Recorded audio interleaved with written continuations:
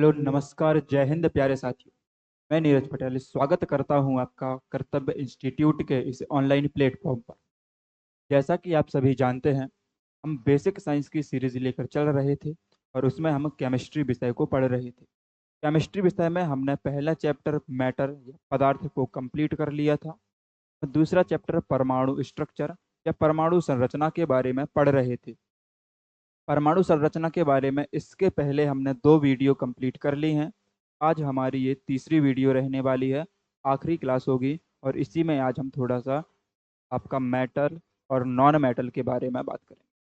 इसके पहले हम परमाणु संरचना पढ़ चुके थे। आज जो हमें पढ़ना है वो पढ़ना है आपका परमाणु क्रमांक से और परमाणु भार। थोड़ा सा रह गया है ये। इसके बाद ही आपका थोड़े समय के बाद नया चैप्टर मैटर और नॉन मैटर प्रारंभ हो जाएगा। चलिए देखते हैं कि परमाणु या एटम जो हमने पढ़ रहा था, तो एटम के अंदर हम लोगों को पढ़नी थी कक्षा और कक्षाएं।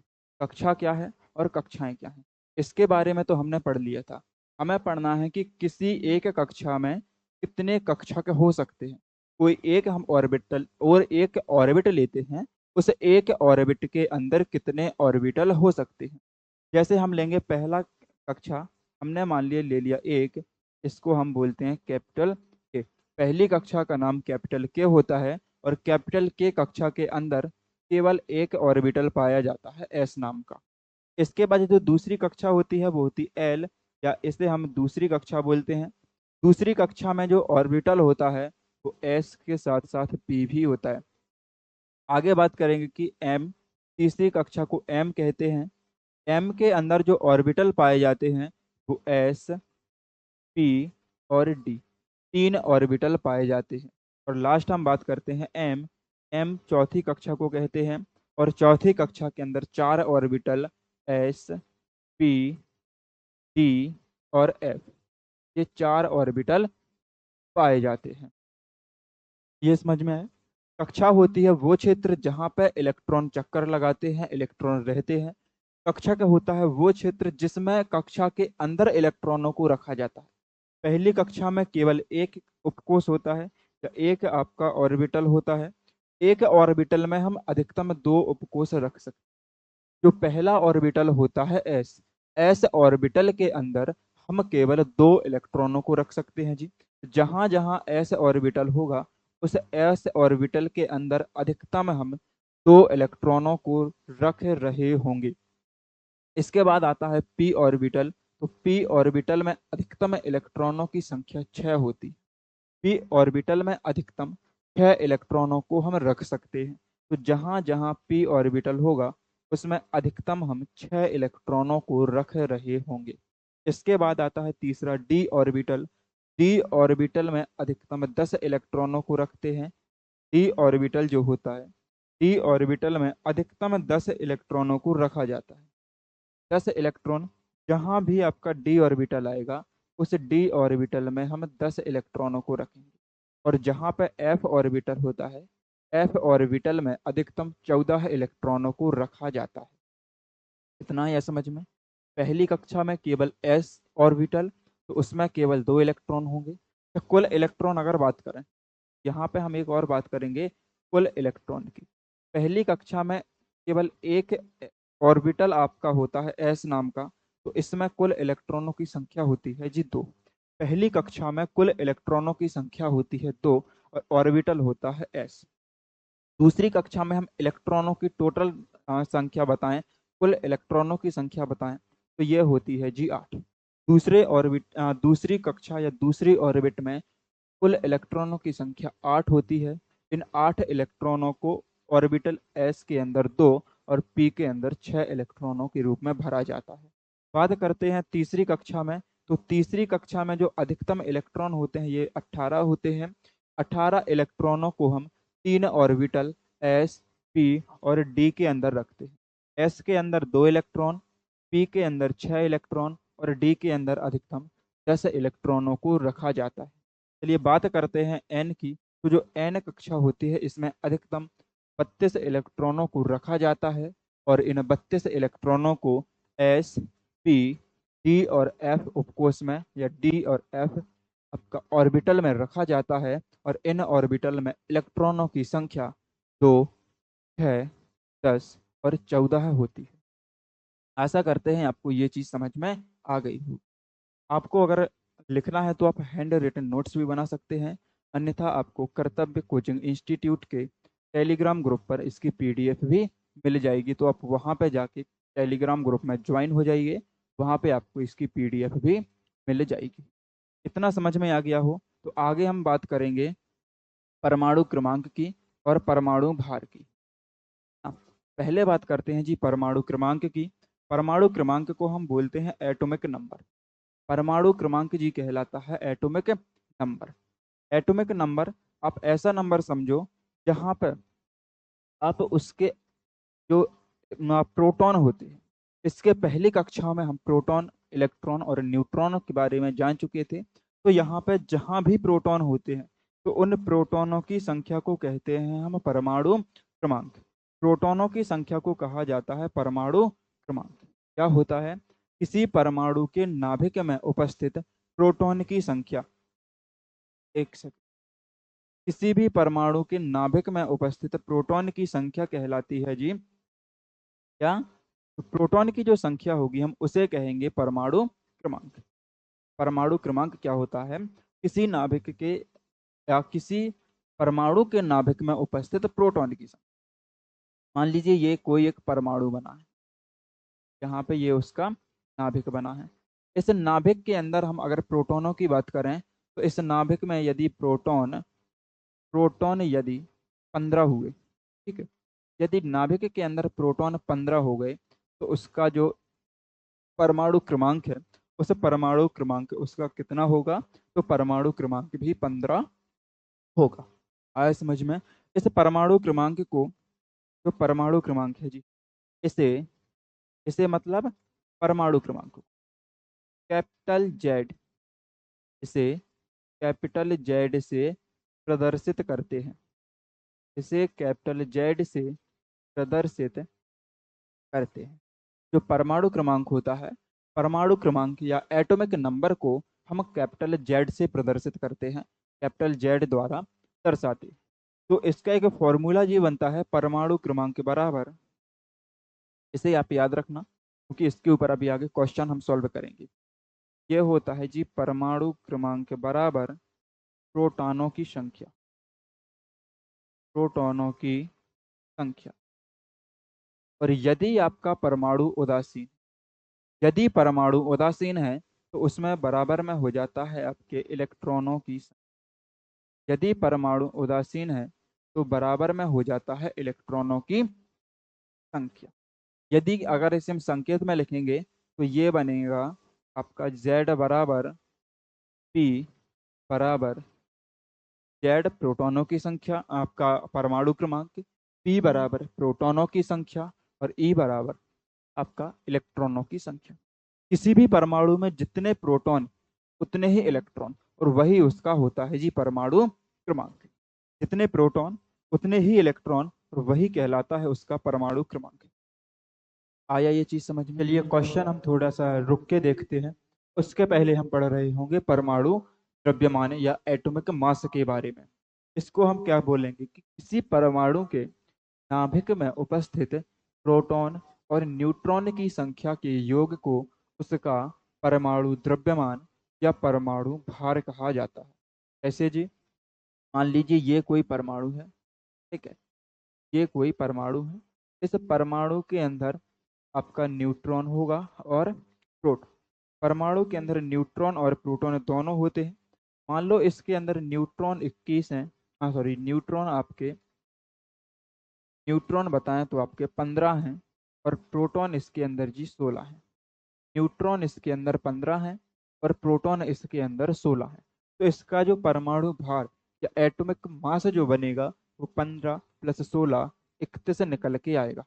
होता क्या है ये? तो किसी परमाणु के नाभिक में उपस्थित प्रोटॉन तथा न्यूट्रॉन की संख्या का जोड़, ये कहलाता है परमाणु द्रव्यमान।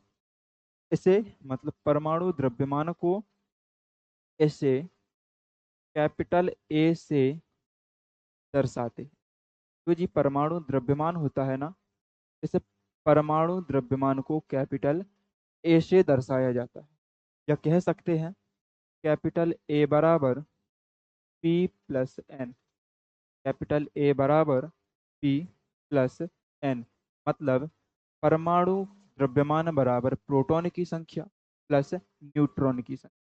इससे तो हम निकाल सकते हैं जी परमाणु द्रव्यमान। इससे हम निकाल सकते हैं परमाणु द्रव्यमान। अब यदि आपको न्यूट्रॉनों की संख्या निकालनी, किसी भी आपको परमाणु के अंदर न्यूट्रॉन की संख्या निकालनी है, वो होता है आपका जी न्यूट्रॉन बराबर ए माइनस पी। न्यूट्रॉन बराबर ए माइनस पी। इससे जी निकलेगा न्यूट्रॉन की संख्या। इससे क्या निकलेगी? न्यूट्रॉनों की संख्या। अगर न्यूट्रॉनों की संख्या आपको कहीं निकालनी है, N is equal A minus P, परमाणु द्रव्यमान माइनस प्रोटॉन की संख्या, और इससे निकलेगा जी द्रव्यमान। क्या निकलेगा? द्रव्यमान या फिर परमाणु भार। परमाणु भार या परमाणु द्रव्यमान ए बराबर पी प्लस एन से निकलेगा। एन बराबर ए माइनस पी से निकलेगा आपका न्यूट्रॉनों की संख्या। यदि आपको इलेक्ट्रॉनों की संख्या चाहिए या प्रोटॉनों की संख्या चाहिए, तो प्रोटॉन की संख्या निकालने के लिए आप कर सकते हैं जी पी बराबर ए माइनस एन। प्रोटॉनों की संख्या निकाल सकते हैं पी बराबर ए माइनस एन से। इससे निकलेगी प्रोटॉनों की संख्या। इससे क्या निकलेगी? प्रोटॉनों की संख्या। यहाँ पे आप ये सूत्र याद रख लीजिए। आपको यदि परमाणु द्रव्यमान निकालना है, तो परमाणु द्रव्यमान होता है प्रोटॉनों की संख्या तथा न्यूट्रॉनों की संख्या का जोड़। यदि आपको न्यूट्रॉनों की संख्या निकालनी है, तो आपका सूत्र बनेगा एन बराबर ए माइनस पी। यदि आपको एन का मान चाहिए, हाँ सॉरी पी का मान निकालना है, तो ए माइनस एन करके आप पी का मान भी निकाल सकते हैं। चलिए, इनके ऊपर अभी तक तो देख लिए, अब इनके ऊपर हम क्वेश्चन करते हैं। एक दो मैं क्वेश्चन लेके भी आया हूँ, तो इनके ऊपर हम जो है क्वेश्चन करने वाले हैं। क्या हो रहा है? 1 मिनट का टाइम दीजिए आप थोड़ा सा। पता नहीं है आज क्या हो रहा है। ये रहा, ये रहा आपके सामने क्वेश्चन। ये आपके सामने क्वेश्चन है जी। क्वेश्चन क्या कहता है? तो क्वेश्चन कहता है कि सोडियम का परमाणु क्रमांक 11 है। सोडियम का परमाणु क्रमांक 11 है। इधर आपको परमाणु क्रमांक मिल गया 11। उसके नाभिक में प्रोटॉन की संख्या आपको पी बताना है और इलेक्ट्रॉन की संख्या आपको ई बताना है। यहाँ पे आपके पास है क्या? तो दिया गया है आपको परमाणु क्रमांक। कि परमाणु क्रमांक देखना, दिया है आपको परमाणु क्रमांक जेड बराबर 11। जेड बराबर आपको 11 है। आपको निकालना है प्रोटॉन की संख्या और न्यूट्रॉन।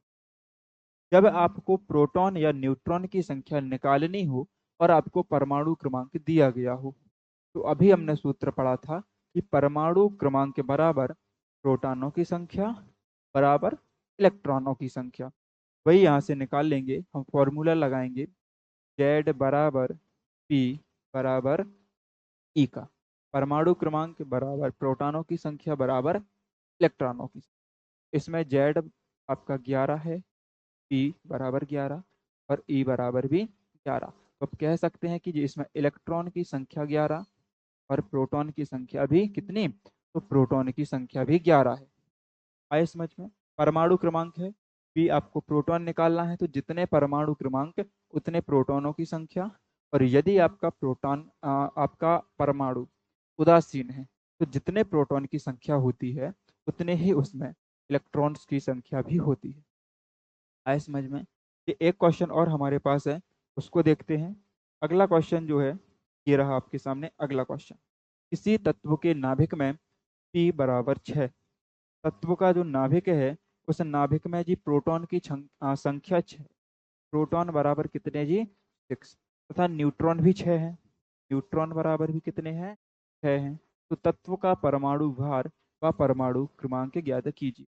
Proton 6, neutron 6। आपको जी निकालना है परमाणु भार। निकालना क्या है आपको? परमाणु भार। परमाणु भार मतलब कैपिटल ए। और इसके साथ आपको निकालना है परमाणु क्रमांक। इसके साथ क्या निकालेंगे? परमाणु क्रमांक, मतलब कैपिटल जेड। ये दो चीजें आपको ज्ञात करनी है। ठीक है, चलिए अभी हम पीछे फॉर्मूला पढ़ के आए हैं कि परमाणु भार बराबर होता है प्रोटॉन की संख्या प्लस न्यूट्रॉन की संख्या। तो परमाणु भार के लिए हम लगाएंगे ए बराबर प्रोटॉन की संख्या प्लस न्यूट्रॉन की संख्या। आप ए बराबर निकाल लोगे 6 और ये आपका ए निकलेगा 12। इसका जो परमाणु भार निकला, ये परमाणु भार जी कितना आ गया, तो परमाणु भार तो निकाल लिया हमने 12। अब चाहिए हमें परमाणु क्रमांक, और परमाणु क्रमांक के लिए हम फॉर्मूला पढ़ के आए हैं जेड बराबर पी। जेड बराबर पी, जितने प्रोटॉन उतना उसका परमाणु क्रमांक, तो जेड बराबर पी। पी की जगह रख दो उसका मान 6। इसका परमाणु क्रमांक कितना निकल के आया, परमाणु क्रमांक निकल के आया जी इसका परमाणु क्रमांक कितना निकला, तो परमाणु क्रमांक निकला है जी 6। आया समझ में। चलिए एक क्वेश्चन मैं आपको और देता हूँ, तो आप उसे जो है हल कीजिए। एक क्वेश्चन मैं आपको दे रहा हूँ यहाँ पे, तो आप उस क्वेश्चन को हल कर लीजिए थोड़ा सा। देखिए क्वेश्चन क्या है, किसी, जल्दी से क्वेश्चन लिखिए। किसी परमाणु का परमाणु भार, परमाणु भार 39 है, 40 है, तथा परमाणु क्रमांक, परमाणु क्रमांक 20 है। परमाणु भार 39 है और परमाणु क्रमांक 19 है। इसके न्यूट्रॉनों की संख्या ज्ञात की। इसके न्यूट्रॉनों की संख्या ज्ञात की। न्यूट्रॉनों की संख्या ज्ञात कीजिए। चलिए आपके लिए मैं यहाँ पे ऑप्शन भी दे रहा हूँ। Option A 18, option B 20, option C 19 और ऑप्शन डी 58। चलिए जल्दी से आप लोग इसका आंसर कमेंट बॉक्स में पिन कर दीजिए कि इसका आंसर क्या आएगा। हमारे पास परमाणु भार है 40, परमाणु क्रमांक 19, हमें निकालना है जी न्यूट्रॉनों की संख्या। हमें क्या निकालना है, न्यूट्रॉनों की संख्या। यदि आपको थोड़ा सा वॉइस प्रॉब्लम आ रहा हो तो आप थोड़ा सा मैनेज कर लीजिए कि बाहर कोई जश्न मना रहा है। हाँ, लेकिन आपको अभी जश्न नहीं मनाना है, आपको जश्न मनाना है सिलेक्शन के बाद। इसलिए आप थोड़ी सी जो वॉइस अगर आ रही हो तो उसको आप थोड़ा सा निगलेक्ट कर दीजिए और अपना क्वेश्चन सॉल्व करना प्रारंभ करिए। ठीक है जी। चलिए परमाणु भार 39, परमाणु क्रमांक 19 और न्यूट्रॉनों की संख्या आपको इसमें याद करनी है। हमने अभी फॉर्मूला पढ़ा है कि न्यूट्रॉनों की संख्या, क्या पढ़ के आए हैं, जिसका आ गया हो तो आप कमेंट बॉक्स में आंसर कर दे, और जिसका नहीं आया है तो वो यहाँ पे देखिए। देखिए न्यूट्रॉनों की संख्या एन बराबर होता है जी ए माइनस जेड, परमाणु भार माइनस परमाणु क्रमांक। इससे हम न्यूट्रॉन की संख्या निकाल सकते हैं। एन बराबर हम निकालेंगे 39 माइनस 19, एन बराबर निकलेगा आपका 20। इस तत्व में जो न्यूट्रॉन की संख्या जी वो कितनी है, न्यूट्रॉनों की संख्या होती है 20। क्वेश्चन यहाँ से ऐसे पूछता है, ऐसे क्वेश्चन पूछता है आपसे। इस चैप्टर में जो क्वेश्चन आते हैं ऐसे पूछेगा, आपको कोई भी दो चीज आपको दे देगा और तीसरी आपसे पूछ लेगा। आया समझ में ये। यदि आपको ये समझ में आ गया हो तो यहाँ पे हमारी परमाणु संरचना जो चैप्टर था वो हो गया है समाप्त। यहाँ पे परमाणु संरचना हमारी समाप्त हो चुकी है।